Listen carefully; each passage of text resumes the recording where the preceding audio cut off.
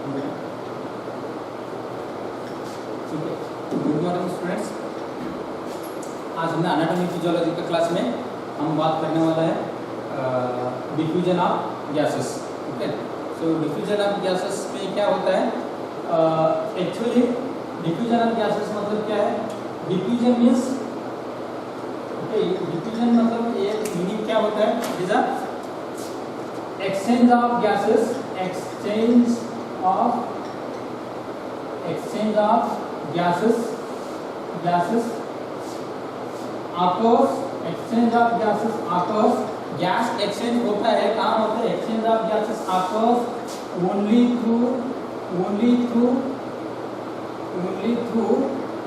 semi permeable membrane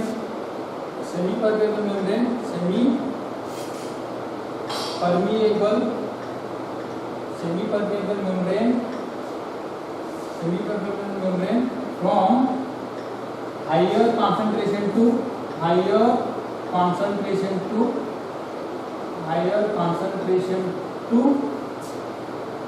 lower concentration. Okay, this is called as diffusion. Okay, special gradient होगा according to pressure gradient का diffusion of gases।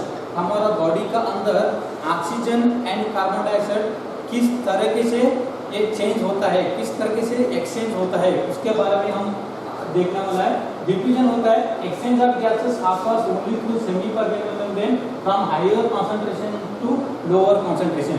For example मैं बोला था ये lungs है, okay, सो lungs में इधर नोज एंड नेजल कैविटी से एयर आता है, तो एयर आया तो इधर कहाँ तक आता है? अल्विलाई तक आता है। ओके, अल्विलाई तक आने के बाद तो alveoli is surrounded by network of capillaries, blood capillaries. Okay, alveoli का सराउंडिंग में ब्लड कैपिलरीज क्या है? सराउंड किया है। सो ब्लड कैपिलरीज सराउंड किया तो उधर हार्ट में से पल्मोनरी आर्टरी आता है, हार्ट में से पल्मोनरी आर्टरी दो डिवाइड होकर आता है। सो ये पल्मोनरी आर्टरी है, दूसरा पल्मोनरी आर्टरी। सो इधर आने के बाद ये बहुत सारा डिवाइड होके तो कैपिलरी के साथ मिक्स होता है।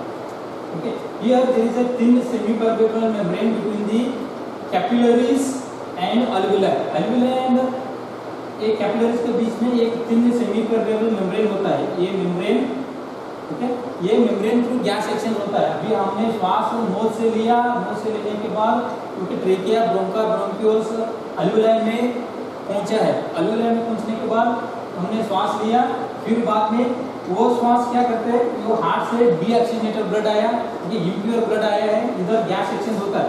जो अल्विलाई में ऑक्सीजन है वो कैपिलरीज में चले जाता है। जो कैपिलरीज में डीऑक्सीजनेटेड ब्लड आया वो अल्विलाई में चले जाता है। ओके, क्यों रिवर्स एक्सचेंज होता है? क्योंकि due to the diffusion process से होता है। कैसे होता है? इधर अल्विलाई में ऑक्सीजन कंसंट्रेशन ज्यादा, हमने श्वास लेने के बाद ऑक्सीजन कंसंट्रेशन ज्यादा है अल्विलाई में। ओके, कंपैरेटिवली ये ब्लड में कार्बन डाइऑक्साइड कंसंट्रेशन ज्यादा है, अल्विलाई में ऑक्सीजन का कंसंट्रेशन ज्यादा है। ओके, ये इसके वजह से क्या होता है? डिफ्यूजन प्रोसेस से ये ऑक्सीजन, ओके, ये हैज अ प्रॉपर्टी, मतलब डिफ्यूजन के क्या होता है? Higher concentration level to lower concentration level पे गैस एक्सचेंज होता है। ये अल्विलाई में जो ऑक्सीजन है, ओके, वो ब्लड में जो ऑक्सीजन का कंसंट्रेशन कम है, अल्विलाई का ऑक्सीजन कंसंट्रेशन ज्यादा है। इसलिए ये ऑक्सीजन क्या करता है? Higher concentration level to lower concentration level पे ट्रांसफर हो जाता है, मतलब अल्विलाई का ऑक्सीजन कैपिलरीज ब्लड में चला जाता है। इधर हमने देखा तो अल्विलाई का कार्बन डाइऑक्साइड लेवल कम है, ब्लड का कार्बन डाइऑक्साइड लेवल ज्यादा है, क्योंकि ये ब्लड कहाँ से आया? पूरा बॉडी से आया, पूरा बॉडी यूज करके छोड़ दिया, मेटाबॉलिक वेस्ट है। सो मेटाबॉलिक वेस्ट में राइट वेंट्रिकल से कौन सा ब्लड आता है? ओके, राइट वेंट्रिकल से लंग्स में डीऑक्सीजनेटेड ब्लड आता है। वो डीऑक्सीजनेटेड ब्लड में कार्बन डाइऑक्साइड ज्यादा है। सो अल्विलाई में कार्बन डाइऑक्साइड क्या है? कम है, ऑक्सीजन ज्यादा है। सो इसके वजह से इसमें जो कार्बन डाइऑक्साइड है ब्लड में, जो पल्मोनरी आर्टरी थ्रू आया, वो ब्लड में कार्बन डाइऑक्साइड कहाँ जाता है? अल्विलाई में आता है। क्यों? क्योंकि diffusion process, higher concentration level to lower concentration level पे। ओके, इस तरीके से गैस एक्सचेंज होता है। वो प्रोसेस को हमने एक्सटर्नल रेस्पिरेशन बोलते हैं। ये एक्सटर्नल रेस्पिरेशन है। एक्सटर्नल मतलब बाहर से हमने हवा लिया है, ये हवा अंदर अल्विलाई में गैस एक्सचेंज कर रहा है, इस तरह का सा गैस एक्सचेंज को हमने एक्सटर्नल रेस्पिरेशन बोलते हैं। Okay, so diffusion of gases occurs in our body in two ways. One is external respiration, another is internal respiration. One is external respiration and another way is internal respiration. Okay, हमारा body में respiration दो तरीके से होता है, एक external respiration होता है, दूसरा इंटरनल रेस्पिरेशन होता है। एक्सटर्नल रेस्पिरेशन क्या है? ये अल्वियोलाई एंड कैपिलरी ब्लड का बीच में जो गैस एक्सचेंज होता है उसको हमने एक्सटर्नल रेस्पिरेशन बोल सकते हैं। ठीक है, ये एक्सटर्नल रेस्पिरेशन कैसे होता है? डिफ्यूजन प्रोसेस से होता है। डिफ्यूजन प्रोसेस कैसे होता है? मींस जो हमने श्वास लिया वो श्वास अल्वियोलाई में रुका है, वो अल्वियोलाई में ऑक्सीजन का कंसंट्रेशन ज़्यादा है, कार्बन डाइऑक्साइड का कंसंट्रेशन कम है। ये जो ब्लड आया हार्ट से, पल्मोनरी आर्टरी से, वो ब्रांच हो गया, उसमें से कार्बन डाइऑक्साइड का कंसंट्रेशन ज़्यादा है, ऑक्सीजन का कंसंट्रेशन कम है। सो इसकी वजह से क्या होता है, जो अल्वियोलाई में ऑक्सीजन ज़्यादा है वो ऑटोमेटिकली कैपिलरी ब्लड में चला जाता है, क्योंकि higher concentration level to lower concentration level में ऑक्सीजन ब्लड में चले गए, मींस ब्लड क्या हो गया? ऑक्सीजनेटेड हो गया। जो ब्लड डीऑक्सीजनेटेड है, कार्बन डाइऑक्साइड ज़्यादा है, तो क्या वो कार्बन डाइऑक्साइड क्या करता है? सो सेम अल्वियोलाई में चला जाता है, क्योंकि कार्बन डाइऑक्साइड लेवल ज़्यादा है ब्लड में, अल्वियोलाई में कम है। सो गैस एक्सचेंज होगा उधर डिफ्यूजन प्रोसेस से, higher concentration level to lower concentration level. Okay, this type of exchange of gases is known as external respiration. इस टाइप का रेस्पिरेशन को हमने एक्सटर्नल रेस्पिरेशन बोलते हैं। ओके, ये डिफ्यूजन ऑफ गैसेस में दो तरह से डिफ्यूजन होता है बॉडी के अंदर, external and internal. Okay, external respiration means diffusion of gases क्या होता है? Diffusion of gases means the exchange of gases occurs only through semi-permeable membrane from higher concentration to lower concentration area. Okay, diffusion of gases occurs in our body by two ways: external respiration and internal respiration. Okay, external respiration क्या होता है? Means in external respiration, the external respiration is it is the exchange of gases occurs between alveoli and blood capillaries. Okay, exchange of gases occurs between alveoli and blood capillaries. This type of respiration is known as external respiration. इस तरीके से respiration को हमने external respiration बोलते हैं। Okay, ये याद रख दीजिए, डेफिनेशन वेरी इंपॉर्टेंट है। external respiration क्या होता है? It is a exchange of gases between alveoli ये and capillaries blood. Okay, capillaries blood को and ये विद alveoli बीच में जो गैस एक्सचेंज होता है उसको हमने external respiration बोलते हैं। ये किस तरह से होता है? For example, when we inhale the air, the oxygen concentration in the alveoli is excess higher than the oxygen concentration in the blood capillaries. That's why by the diffusion process, the oxygen is automatically enter into the blood capillaries. Then the blood becomes purified, oxygenated. At the same time, the carbon dioxide level in the blood capillaries, that is a higher concentration of carbon dioxide, because of that blood is from the metabolic waste of the body cells. Okay, so that's why the carbon dioxide level in the blood capillaries is higher than the alveoli. So that's why the carbon dioxide from the blood capillaries is exchanged into the alveoli. So here the both of the oxygen and carbon dioxide is gas exchange occurs. This type of respiration is known as external respiration. Okay, इस तरीके से lungs में gas exchange होता है। This is a one method. Okay, next method क्या होता है? So second method is internal respiration. Internal respiration, अभी हमारा बॉडी में लंग्स में गैस एक्सचेंज हो गया। सो गैस एक्सचेंज होने के बाद लंग्स में क्या होता है? सो एक लंग्स में फॉर एग्जांपल मैं इधर ड्रॉ करके देखता हूँ।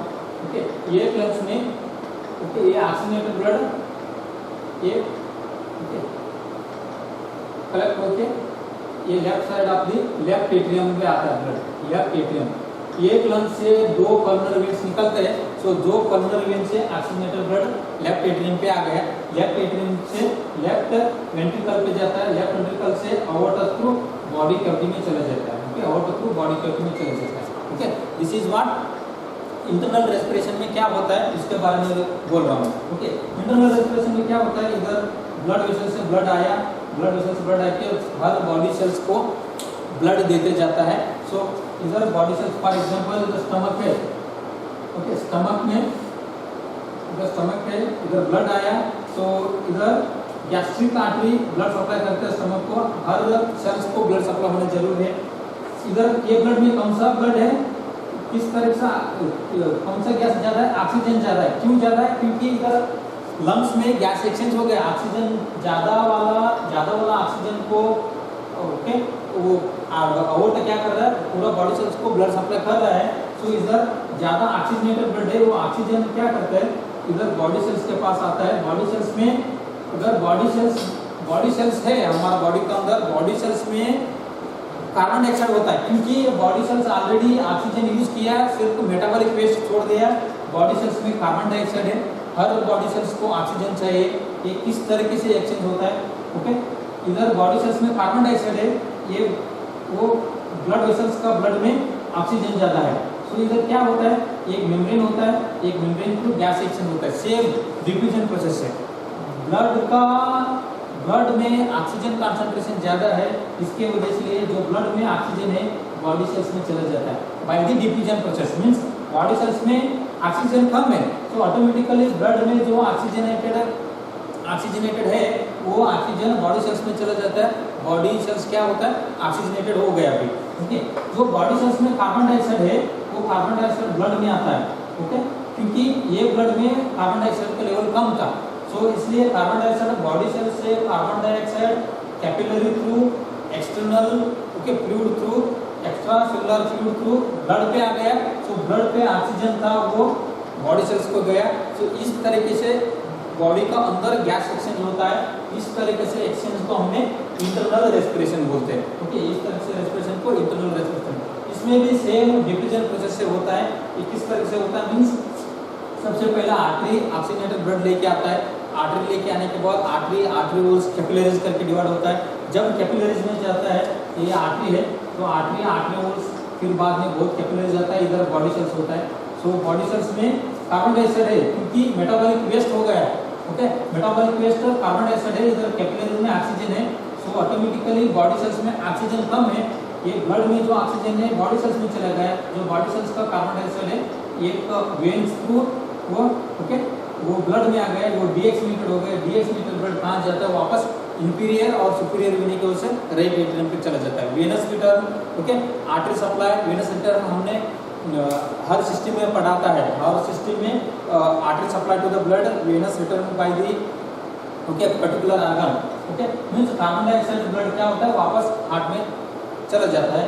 इस तरीके से रेस्पिरेशन को हमने इंटरनल रेस्पिरेशन बोलते हैं, ओके। तो हमारा बॉडी में दो तरीके से रेस्पिरेशन होता है, एक्सटर्नल है इंटरनल। इंटरनल मतलब body cells and internal respiration कहाँ होता है, body cells and capillaries blood, okay. Body cells and capillaries blood का बीच में जो गैस एक्सचेंज होता है हमने उसको इंटरनल रेस्पिरेशन बोलते हैं।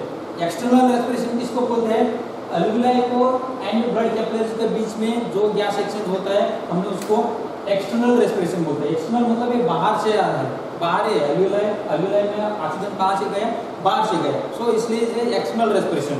ये बॉडी का अंदर एक रेस्पिरेशन होता है, उसको इंटरनल रेस्पिरेशन बोलते हैं। इंटरनल रेस्पिरेशन किसके बीच में होता है, so body sales and capillaries blood. ध्यान रख दीजिए, internal respiration occurs between body cells and capillaries blood. External respiration occurs between alveoli and capillaries blood. This is a very important point. So this is regarding the diffusion of gases in the body. Body के अंदर इस तरीके से gas diffusion होता है, इस तरीके से गैस एक्सचेंज होता है। So internal respiration after the blood collected in the left ventricle of the heart, then left ventricle contracts, the blood move through the aorta. So after aorta has various branches like arteries, arterioles and capillaries. Okay, in the capillaries, the capillary contains richest content of oxygen and oxygenated gases. Okay, capillaries contains the richest oxygen, so that's why the body cells contains the metabolic waste like carbon dioxide. So through the diffusion process, the oxygen in the capillaries blood is directly enter into the body cells because of the diffusion process. At the simultaneously, at the same time, the carbon dioxide from the body cell is okay, and carbon dioxide from the body cell is exchanged to the blood or capillaries blood. Okay, here the exchange of gases occurs between the capillaries blood and body cells. This type of respiration is called as internal respiration. Okay. So by the way of this internal and external respiration, the gases exchange occurs in human body. So this type of respiration is external respiration and internal respiration. This is the diffusion of gases. Okay, respiratory system में ये gases exchange किस तरीके से होता है वो समझ लेने का बहुत इंपॉर्टेंट है. सो एक्सटर्नल भी होता है, इंटरनल भी होता है. इंटरनल से बॉडी सेल्स को ऑक्सीजन मिलता है, एक्सटर्नल से एल्यूलाई थ्रू ब्लड में ऑक्सीजन चला जाता है. सो ये बहुत इंपॉर्टेंट है. सो by this class the whole chapter of the respiratory system is completed. From tomorrow onwards I will start musculoskeletal system. So respiratory system में हमने क्या, respiration is a process of breathing in which oxygen is taken in, carbon dioxide is given out.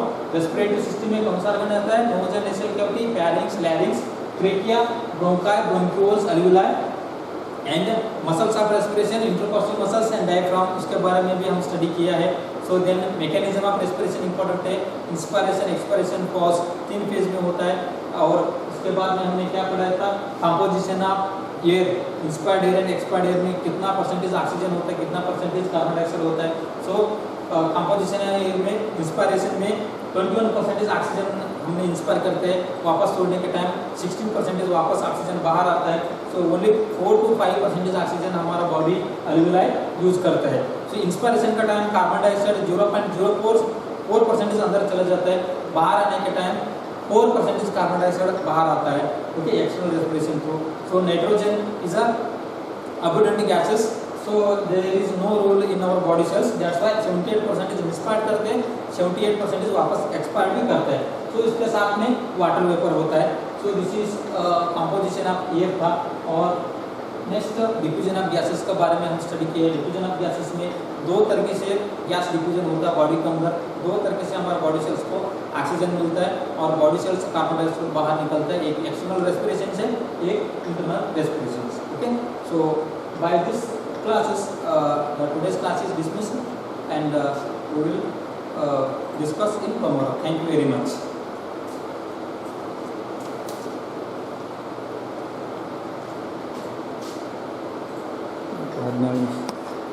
ये button दबा दूँ.